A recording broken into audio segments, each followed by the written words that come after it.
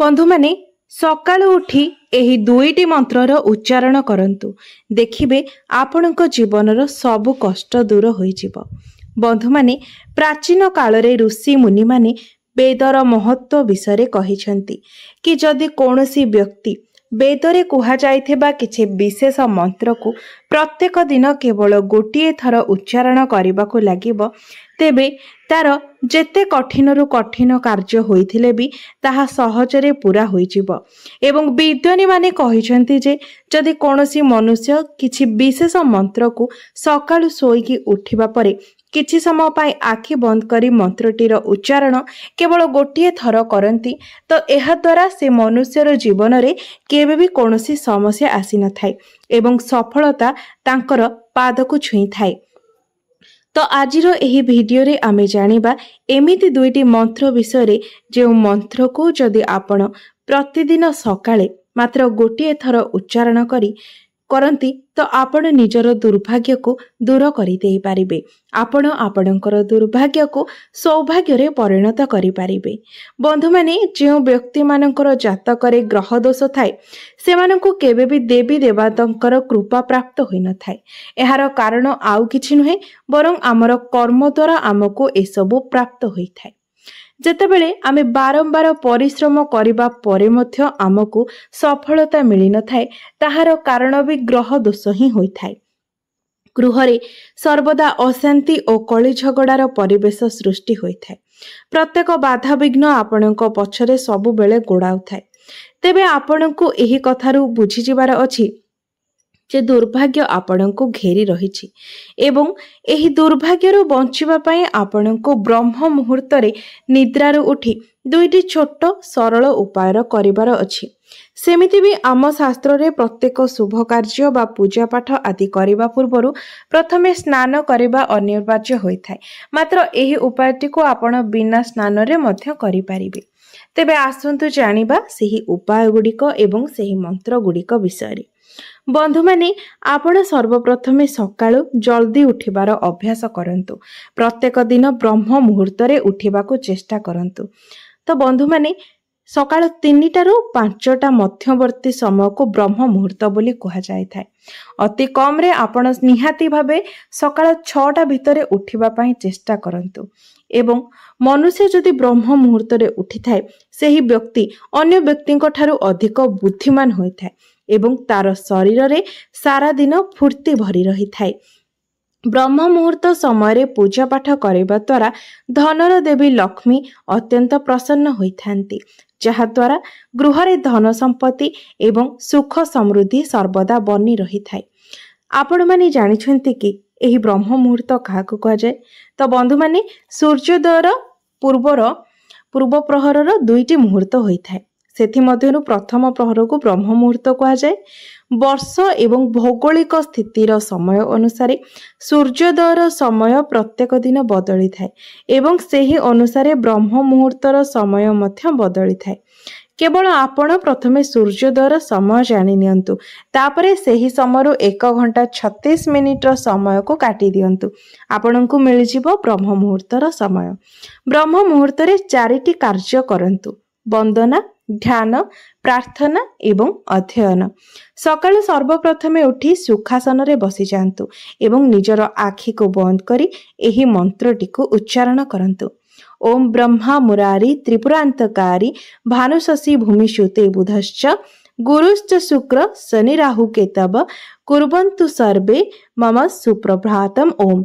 एही मंत्रर अर्थ हेउछि ब्रह्मा विष्णु शिव सूर्य चंद्र मंगल बुध बृहस्पति शुक्र शनि राहु केतु समस्त देवता मो उपरे कृपा करंतु एवं मोर प्रातः मंगल सुखमय आनंदमय करि दियंतु। एही मंत्र को उच्चारण करबा द्वारा आपनकु सब देवादेवींकर कृपा प्राप्त होई थाए। एही मंत्र ग्रह मानंकु शांत करि थाए एवं अशुभ फल को कम करी शुभ फल देवा ग्रह मानंकु बलवान करि थाए। 9टी ग्रहंकर दृष्टि मध्य आपनक उपरे सर्वदा कल्याणकारी एवं मंगलकारी होई रही थाए।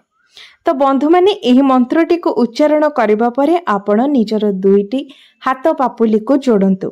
जो भली आमे अंजलि करिथाउ एवं निजर हाथ को देखि एही मंत्रर उच्चारण करंतु। कराग्रे बसते लक्ष्मी कर मध्ये सरस्वती करमूले तु गोविंद प्रभाते कर दर्शनम। अर्थात आम हातर अग्रभागरे देवी लक्ष्मी, मध्यरे सरस्वती एवं हातर मूल भागरे भगवान विष्णु वास करिथांती। सेथिपाई सकाळु उठी निजर हाथ को देखि आपण एही मंत्रटी को उच्चारण करंतु। आमे एही मंत्रटी को उच्चारण करी देवी लक्ष्मी, देवी सरस्वती एवं भगवान विष्णुଙ୍କର सर्वोच्च शक्तिर कल्पना एवं आवाहन करिथाउ। देवी लक्ष्मी हेउछंती धनर देवी, देवी सरस्वती हेउछंती बुद्धिदात्री एवं भगवान विष्णु हेउछंती समृद्धिदाता। एही मंत्रटी को उच्चारण करिबा द्वारा आपणको 3 जण देवादेवींकर आशीर्वाद प्राप्त होइथाय। दुर्भाग्य आपणको जीवनरु चली जाइथाय। एही मंत्रटी एमिति लोकमानंक पय विशेष फलप्रद होइथाय ओ जेउ माने निजर कर्ममय जीवन रे संघर्ष करूछंती एही मंत्र आपणको ध्यान को केंद्रित करिबारे सहाय्य करिथाय। आर्थिक स्थिति मजबूत करिबा पय आपणको शक्ति जोगाई थाय। आपणकर आत्मविश्वास को वृद्धि करिबा सहित स्मरण शक्ति को मध्य वृद्धि कराई थाय। आपणकर मनरे सकारात्मक भावनार सृष्टि करिथाय। भल एवं उचित निर्णय नेबा पय आपणको सहाय्य करिथाय। एही मंत्रटी प्रत्येक छात्र छात्री मानको पय बहुत फलप्रद होइथाय। सकाळु ब्रह्म मुहूर्त रे बा सूर्योदय पूर्वरु उठी जिबा उचित। जे व्यक्ति बहुत डेरी जाए सोई रहिथाय तार बुद्धि सब बेले कम रहिथाय।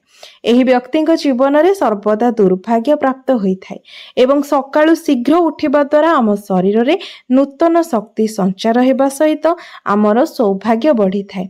एही दुईटी उपाय को अवलंबन करंतु एवं निजर दुर्भाग्य को आपण निजे ही दूरेई दियंतु। तेबे बंधु माने आपण माने जानिथिबे आमर गुरुजन माने मध्य आमको सर्वदा शीघ्र उठिबा पई कहिथांती एवं आपण निश्चय भाबरे एही जिनिसटी को निजे मध्य अंगे लिभेइथिबे जे जदि आपण शिक्षार्थी होइथिबे तो आपण देखिथिबे जे आपण जदि सकाळु उठिकी पाठटी पढंती अर्थात देखिबे राति 3टा किंबा 4टा रु उठिकी जदि आपण पाठ पढुथिबे सेही पाठटी आपणकर अधिक भल भाबरे मने रहिथाय एवं आपणकर पाठ पढ़िबारे एकाग्रता मध्य सेही समय रे अधिक रही थाए।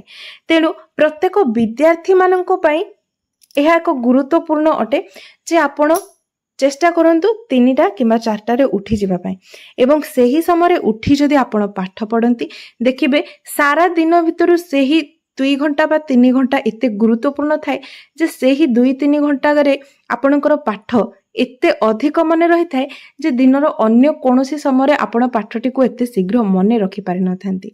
एहा व्यतीत अन्य जो व्यक्ति माने रहिछंती से माने मध्य जदि एही समय रे उठी सेमानकर नित्य कर्म सारी प्रत्येक दिन उदित सूर्य को जलार्घ्य अर्पण करंती एवं ब्रह्म मुहूर्त रे आपण ठाकुर पूजा करंती देखिबे दिन सारा आपण को केते सकारात्मक भावना आपणक मन को आसीबो आपणको पॉजिटिव फील हेबो एवं आपणको दिन सारा फूर्ति मध्य अनुभूत हेबो एवं आपणको जीवन रे देखिबे धीरे धीरे दुर्भाग्य दूर होई जिवो। आपणको जीवन रे जे सब अशांति लागि रहुतिला से सब चली जिवो एवं आपणको मन भितरे एक शांतिर भावना आसीबो। भगवानଙ୍କ सहित जेमिति आपण जोड़ी हेबाकू लागिबे आध्यात्मिक आड़ को आपण अग्रगति करिवे। तो बंधु माने एहा थिला ब्रह्म मुहूर्त रे उठिबार किछि फायदा एवं ब्रह्म मुहूर्त रे उठी आपण जदि एही दुईटी मंत्र को उच्चारण करंती तो बंधु माने निश्चय भाबरे आपणकर दुर्भाग्य सौभाग्य रे परिणत होई जिवो। एहा छडा आउ गोटे गुरुत्वपूर्ण कथा हेउछि भगवान आमको सेही फल प्रदान करिथांती आमे जे कर्म करिथांती आमको सर्वदा आमर कर्मर फल प्राप्त होइथाय। तेणु आमे जदि वर्तमान किछि भी असुविधा रे पडुछे बा आम जीवन रे किछि भी समस्या लागि रहिछि तो एहार कारण भी आमर कर्म ही होइथाय। तो सब बेले आपण आपणकर कर्म को ठीक रखिबा पई चेष्टा करंतु भगवानक उपरे विश्वास रखंतु आपणकर दुर्भाग्य निश्चय दूर होई जिवो एवं आपण जेते असुविधा रे थिले मध्य भगवान आपणकर साथ केबे भी छाड़िबे नाही। से कोनोसी ना कोनोसी बाट आपणको देखाई देबे। तो बंधु माने मोर एही भिडियोटी जदि आपण माननको भलो लागि थाए तेबे भिडियोटी को लाइक करी चैनलटी को सब्सक्राइब कर देबे एवं कमेंट बॉक्स रे भक्ति एवं श्रद्धार सहित जय श्री जगन्नाथ निश्चय लिखिबे।